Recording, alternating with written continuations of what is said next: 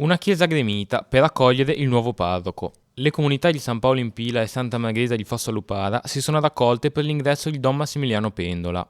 Numerosi anche i giovani e gli adulti, arrivati dalle parrocchie di Moneglia, in cui Don Massimiliano ha lasciato un bel ricordo. La messa è stata presieduta da Monsignor Alberto Tanasini, che ha sottolineato l'importanza della figura del parroco, colui che testimonia Cristo e si impegna a dare testimonianza di lui. Questa testimonianza è soprattutto oggi impegnativa per un pastore.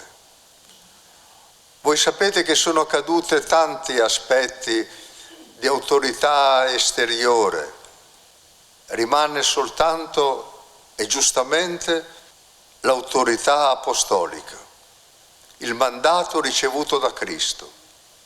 Questa è la forza del nuovo pastore. Grande emozione per il nuovo parroco, che ha ripreso il Vangelo del giorno e l'invito ad essere servi inutili del Signore, così come Cristo ci chiede di essere.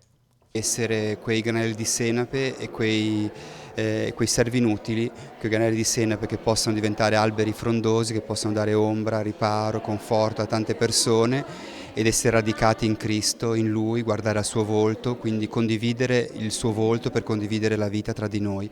E poi in questo senso quindi servi inutili ma anche compagni preziosi del cammino. Quindi questo essere piccoli per accogliere la grandezza di Cristo nella nostra vita.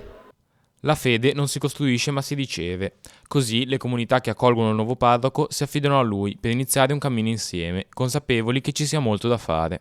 La nostra comunità è una comunità viva con tante sfaccettature, c'è bisogno di un'amalgamatura per riuscire forse ad essere più, ancora maggiormente vivi. E poi la cosa che più importa è finire la Chiesa, la struttura della Chiesa.